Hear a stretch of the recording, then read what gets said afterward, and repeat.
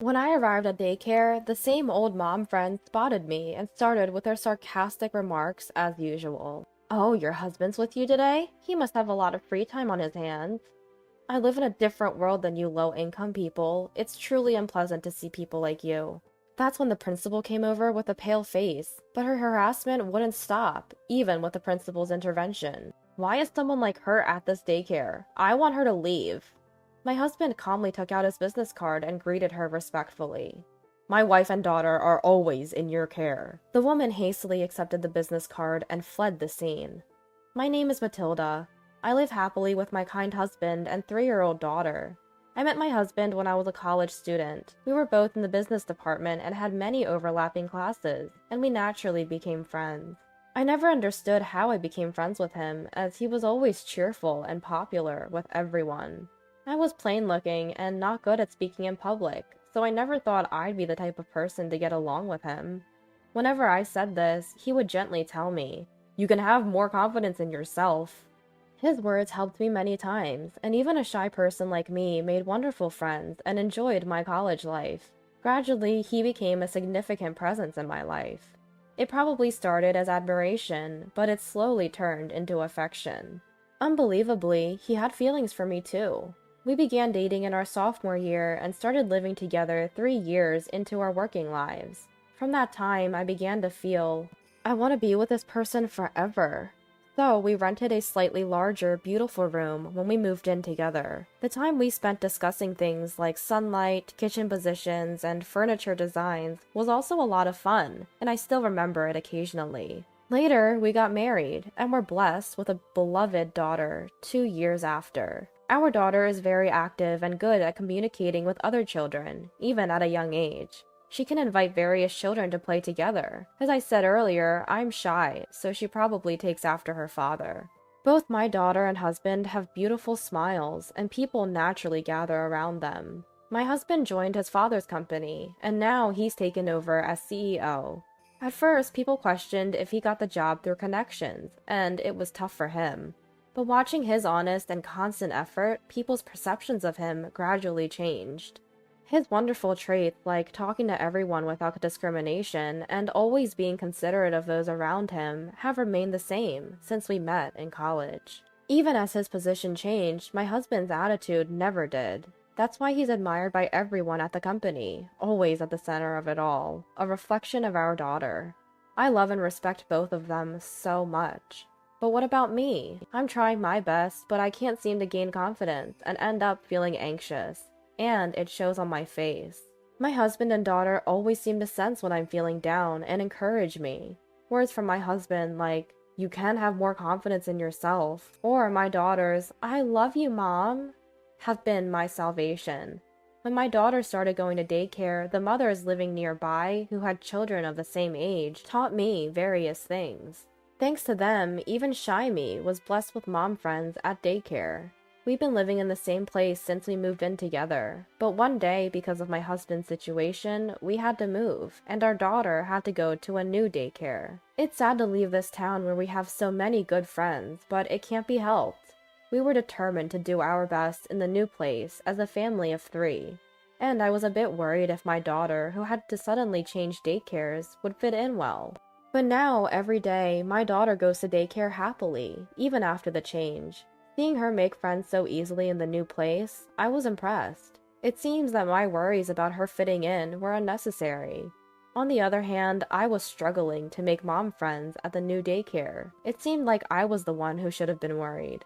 I was almost in despair at the towering wall before me, wondering if building relationships from scratch in an unknown place could be this hard. That's when Claire came to my rescue. Claire's daughter was the same age as mine, and they were in the same group.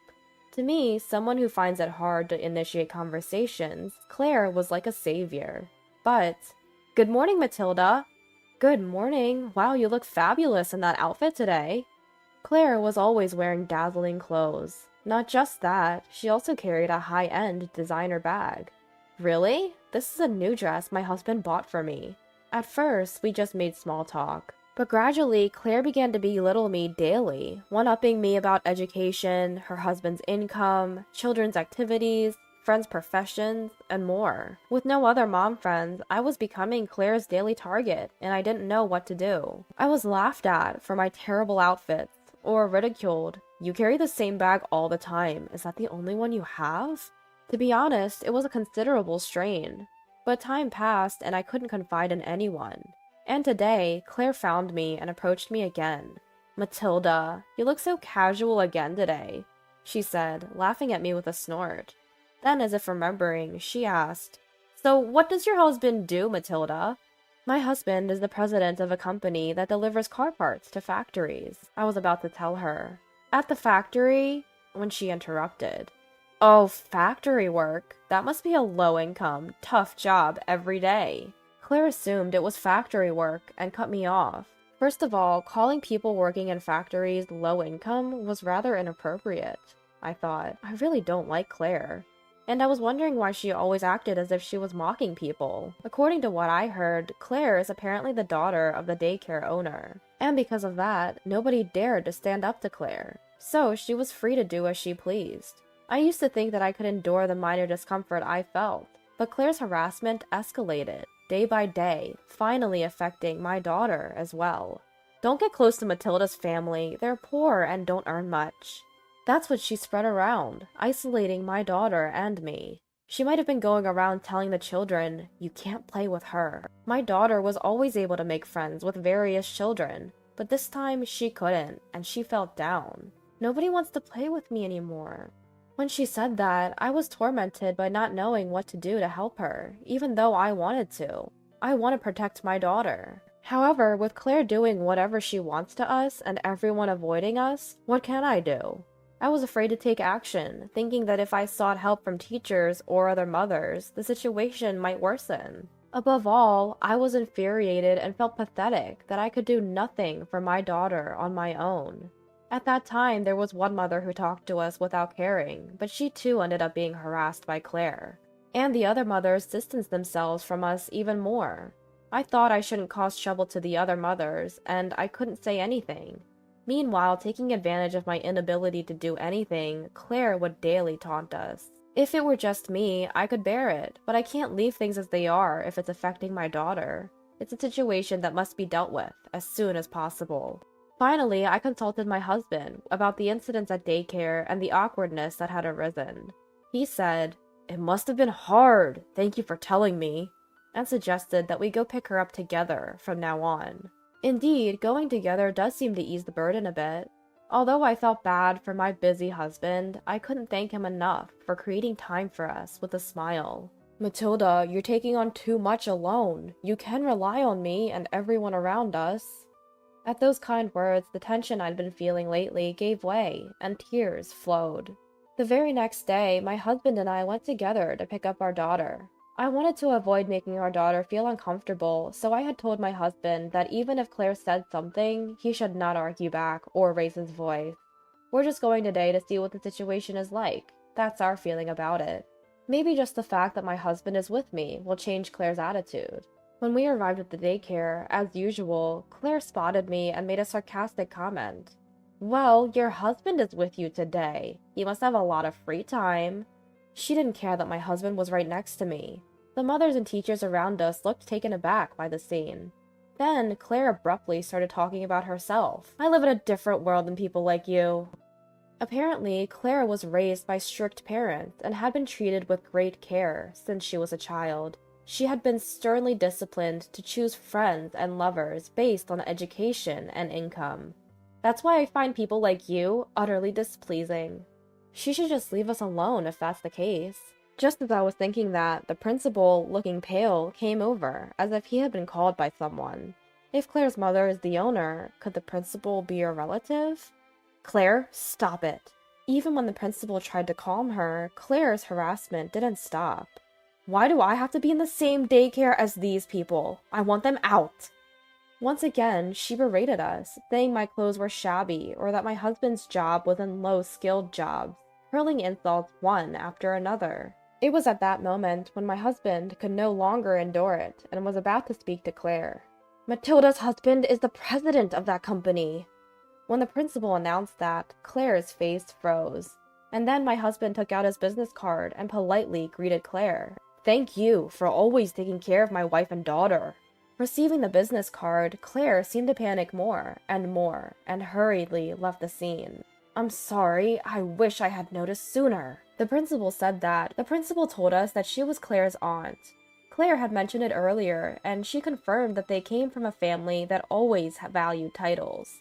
I was shocked by the sudden turn of events, but I felt genuinely relieved, thinking that the misunderstanding had been cleared up and that I wouldn't be criticized anymore. After a while, my daughter came running towards us from the school building, with a big smile on her face. "Mama, Pop-Up's picking me up today too!"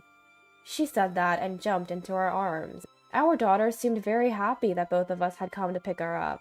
Seeing her smile, I thought that I wanted her to always be smiling. I wonder if we can get along well with everyone from now on. I wish I had talked to my husband sooner, I think now. And then the three of us held hands and went home. She used to tell me what happened at daycare on the way home, but she hasn't talked much about it lately.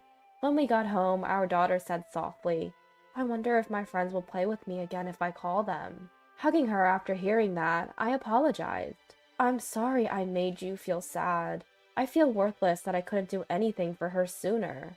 "Don't hesitate to tell me if you need help," my husband said, as if he knew what I was feeling. I thought about how much I was being supported by the two of them, and I cried.